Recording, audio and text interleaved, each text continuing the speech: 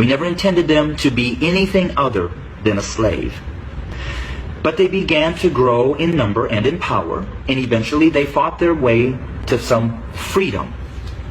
So we became even more cruel, and to keep our black Americans down, we lynched. But yet they rose.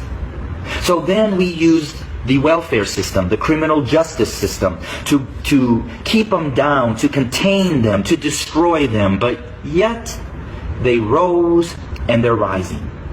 Then we built prisons and jails to hold them. Yet they rose. And so now we are doing exactly what the Pharaoh did at the end, sending out a decree: kill them.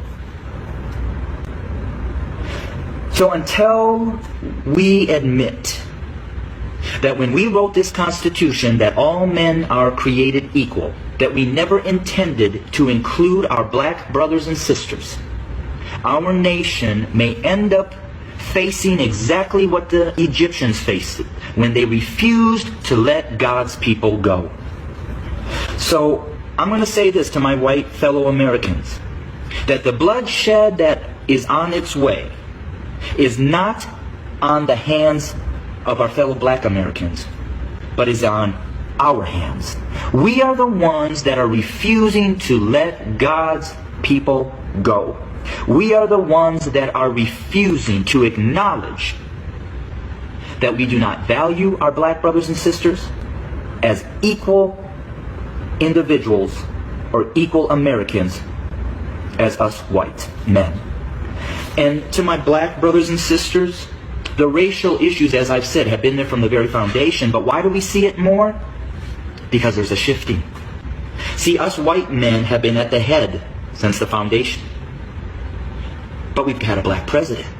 And you know, we've done everything in our power to keep him from really changing things. Now we have another minority rising to the top, a white female. What does that say? Those of us who are white men who have been at the head are now starting to see and fear that we are going to become the tail. And we know what we've done to you.